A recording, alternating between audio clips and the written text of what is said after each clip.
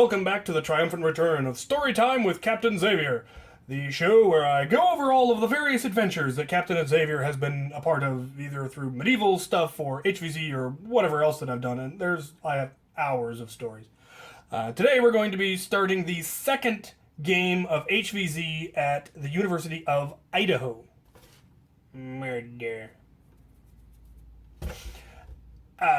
Which wasn't as interesting as the first one and isn't nearly as interesting as the WSU ones, which we will be getting into next. But we need to cover this because there were a few interesting stories. So, one of the things that got introduced fairly early in the game but didn't end up having a whole lot of effect was one of the moderators actually had an ultimator and had a rocket for it. So they figured out a way to work it into the game. The humans successfully completed a MacGuffin quest, and so they were given this rocket launcher, and it actually had area of effect damage. And the way it worked was, if you had a horde of zombies rushing you,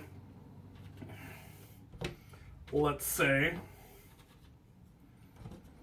and the rocket launcher was generally only used during missions where moderators were present, as a general rule, and you were here with your rocket launcher and a horde's coming at you and you fire it, and let's say the rocket landed right here. The moderator would then call a hold. Everyone would freeze where they were. The moderator would take a look and go, yeah, these two groups, you're dead. These outer two groups, you're still alive. Is everybody ready? And go, and then you'd have to fight whoever was left. So it was a fairly simple mechanic, but it was neat that it had area of effect. But outside of missions, it wasn't terribly useful, of course, because, obviously a rocket launcher is not a very good weapon to be using one-on-one against zombies. But the question kind of came up early on is, who should be in charge of the rocket launcher? Because the humans won, they got the rocket launcher, but they didn't know who to give it to, and they weren't sure who was the best option. Should they give it to, Mowgli? But I think Mowgli might have actually already... Now, Mowgli was still a human at this point. They considered Mowgli. Mowgli didn't want it. He said it would just slow him down. It didn't fit his style. He couldn't climb with it and all of that. And then someone got the bright idea, give it to the Black Knights. And our first argument was, well, you really should give it to a player. It's a special weapon. Players should have the added fun of having the special weapon. But they pointed out that humans are overly concerned about survival.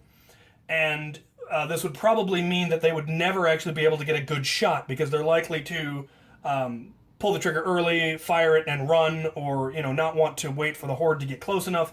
Lots of reasons that a human would likely not get a good shot, if nothing else, not having any kind of military training. So we ended up, they voted to give it to the Black Knights because they argued that we would stand and wait until the horde was at our doorstep and then shoot it at the ground and blow them all up and take ourselves with it. We didn't care. We respawned. So they made a good argument, and we ended up giving it to my Sergeant Major, who actually is a sergeant in the National Guard, an actual veteran. And so he was put in charge of the bazooka, and one particularly hilarious event ensued. Now, by the time the second HvZ game was taking place, I had already graduated. I graduated the semester before, so I was coming back as a volunteer. I had taken time off from work so that I could come up and play, which was really, really cool that they let me play that NPC role, and I got really enjoy it, and that's something I want to keep doing. But for this particular event, my Sergeant Major, Kyle, the one with the rocket launcher, was still taking classes. And so my lieutenant and I, he was also taking classes, but he was done for the day, so we linked up at the Commons, and we went to pick up Kyle, who we knew was about to get out of his last class, and then we were going to go hunt zombies for the rest of the afternoon, and it was going to be loads of fun. So my lieutenant and I come traipsing down the road from the Commons, and we see a lone zombie coming the other way. And he hasn't quite spotted us yet. And he doesn't spot us until he gets to about here. And then he looks up and sees two Black Knights standing in the middle of the street, waving at him because we'd seen him and we were ready for him. And without a moment's pause, without so much as batting an eye, he just noped. And just took a turn and was going to go the long way around. But right at that moment, as he got to about here, my sergeant came out of this building where he was taking class. And we're just watching the zombie go. Not, we don't need to chase him. We don't need to be killing lone zombies. That's not what we're about. We're about hunting the hordes of 10 zombies that are out menacing humans. So we were just going to let the guy go. But we didn't think that the sergeant had seen him. He was messing with his backpack, his main blaster, the bazooka, all that stuff that he's juggling, having just gotten out of class, trying to get his gear situated. And so we're trying to get his attention because the zombie has noticed that Sergeant hasn't seen him. And Kyle continues moving. We're yelling at him. We're trying to get his attention. The zombie's out of range for us at this point, and then at the last second, the zombie finally puts his bag down and rushes in. And at the last second, Sergeant turns, because he had seen him, and unloads the ultimator into this guy's chest at point-blank range. Which the guy was not ready for. And the guy jumped back about a foot, kind of stunned, looked down at this massive rocket that just hit him in the chest, doesn't say a word, just turns around, picks up his backpack, and goes along his way. Probably muttering under his breath about Black Knights and how we're OP and shouldn't be allowed. And off he went. And my lieutenant and I are falling over ourselves laughing. We are on our knees. We had never seen anything so hilarious in our lives. Sergeant picks up his rocket launcher, comes back up, and just with this grin on his face, like, oh, I saw him. I saw him before I came out the door. I was suckering him in. That was magnificent. I told this story to a girl I used to know, and her question, it was a beautiful question actually, was, what would actually happen if you fired a rocket-propelled grenade into somebody's chest at 3 feet away? Wouldn't you get blown up? And Kyle said, no, actually, because it takes longer distance than that for most rocket-propelled grenades to actually arm. So it would hit, it wouldn't explode.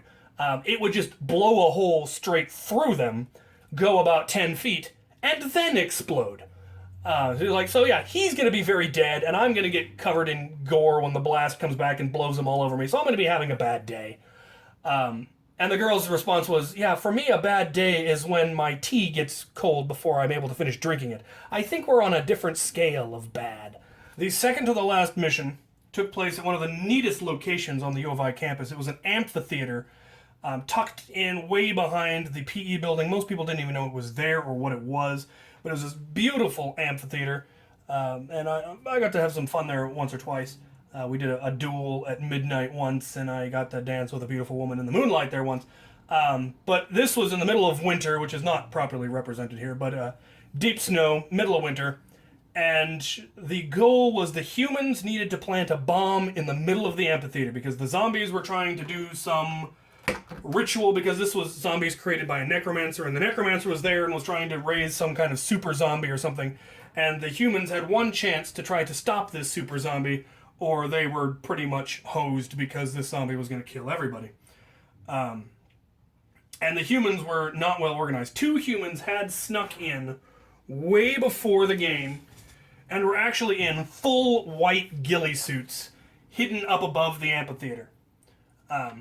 They said zombies walked within 5 feet of them and didn't even see them. They were completely buried in the snow, hidden up there in full snowsuits and white ghillie suits, and zombies went right by them. But they didn't know what the objective was, and they didn't know how to get to the objective. They had no communication. They just knew that it was going to be by the amphitheater, so they got in there and got in position and were hoping to, figure out what was going on the fly and hopefully be helpful. And most of the humans either didn't even show up or got lost or I think they got hit by another horde and got held up and ran or something. But they did get a hold of the bomb. That was the first part of the objective, and they were smart enough to give it to Mowgli. And if you haven't heard the stories about Mowgli, you should definitely go watch those videos. And Mowgli then had the good fortune of linking up with my lieutenant. And I wasn't able to make it to this mission at all. I heard about it later, but I had to work. And my lieutenant and Mowgli did the humans proud. They got in close. They saw that pretty much the whole horde had chased off the humans and had assembled here. So huge number of zombies, and it was quite clear that no way we were going to get close enough to drop the bomb in the middle, because there was like a hula hoop or something that you had to drop it in. So nobody was going to be able to throw it and, with any success land it in there. They knew they needed to get in close, and they knew they weren't going to be able to get through the horde. So, luckily, He had a Black Knight with him. So my lieutenant comes charging up, hoses every zombie he can see, just unloads his magazine, and then bolts. And luckily, almost the entire horde went charging after him, leaving only a handful of zombies right in the middle to guard the center. And while they were yelling at the horde to, hey, come back here, he's obviously a distraction, don't be an idiot, Mowgli comes flying over the hill at a dead sprint, flies right through them all, shoots half of them, drops the football, and just keeps going. And the guys in the ghillie suit said we'd have covered him, but it happened so fast we never even had a chance. They said he was just a blur. He just dropped, gone. Half the zombies that were there were dead. The rest that went after my lieutenant got killed. It was a complete success. My lieutenant had drawn the whole horde off. He had no idea what had happened, but he said he got a voicemail from Mowgli, just out of breath, saying, "We did it. The bomb is good. Mission success." And that was it. And so the super zombie was stopped. So it came down to one final mission, and it was an ill-fated mission. All right, so the final mission was, as you'd expect, a MacGuffin gathering and last stand kind of mission. So there were a bunch of glow sticks hidden out around campus that the humans had to collect, and they had to get a certain number of them, and then they had to bring them back to this courtyard in the middle of the dorm area, the student housing area, and do some sort of a ceremony and hold out for a certain amount of time. We were not allowed to go help collect them, but we were allowed to help hold the final location. So we were in the courtyard protecting it in case any zombies showed up. And then when the end came and the humans were trying to do the thing and the horde was coming in, then we would be there to provide fire support. And it was going to be pretty epic. And the humans went forth and never came back. They broke up into multiple groups to try to split up the horde, because by this point they were outnumbered at least 4-1, I think. I think there was like 300 players playing, and there were less than 50 humans left. So they broke up into a couple of groups, each going to go try to find one of the MacGuffins and bring him back, and nobody ever came back. We waited. We heard nothing in the distance. 10, 20, 30 minutes went by. Nobody's coming back. It's starting to rain. And then the mods come over to us and inform us that the humans have failed and that the horde is coming. And would we like to do a last stand? And we said, well, of course we would. So at this last stand, there was, of course, Captain Xavier, Sergeant Kyle McAllister, Corporal Wolfric, Able Crewman Ulrich, and Astrid Freya's daughter, known to you as Seamstress at Arms. She was actually a full member of the crew at this point and was in full kit and ready to fight. And so we said, absolutely, we would love to do a last stand. And so we heard the horde coming from around the corner, because there was at least 150 of them that had showed up. And yeah, they came in and we knew we were gonna die. And so we started the Viking funeral chant, the "Lo, there do I see my father, lo, there do I see my mother and my sisters and my brothers, lo, there do I see the line of my people back to the beginning, lo, they do call to me, they bid me take my place among them in the halls of Valhalla, where the brave may live forever." And when we started this, I know how to project. We all know how to, my sergeant obviously knows how to protect. My corporal later became a lieutenant. He knows how to project. So we made the walls reverberate when we started this chant, and the horde stopped and went completely silent while we did our prayer. And when we finished, when we hit "where the brave may live forever," right on cue, because these people were really into this game. They played the zombie thing pretty well. A huge roar of just battle zombie cry came up. We let out our battle cry, and the horde surged forward. And we lit into them with everything we had, but this was 2011, so the best gun that we had was my Stampede, which hadn't really been upgraded at all yet. And we had, I think, rampages and long shots, and strifes didn't exist, rapid strikes didn't exist. There was a barricade on the field. I think we even had some Mavericks. So we had no way of stopping 150 horde coming at us at full speed. But we gave it our all. We did a fighting retreat until we ran out of ammo. Then we pulled our swords and we went at it. And they went right over the top of us. It was gorgeous. I mean, literally bore us to the ground and dogpiled us as we went down swinging. And it was just the ultimate ending to an HvZ, especially one that for us hadn't been very interesting because we hadn't been able to participate as much. And so getting to do this last stand and dying gloriously was just absolutely perfect. And that was the end of our time at U of I, because after that, the administration got a little bit gun-shy about having non-students there in tactical gear, and after that, nobody was allowed to wear even the slightest bit of camouflage, which, imagine not being allowed to wear camouflage in Idaho. But, you know, we understood. We had our fun. Luckily, right after this, WSU contacted us and said, hey, we need some help in our game. Would you guys be interested?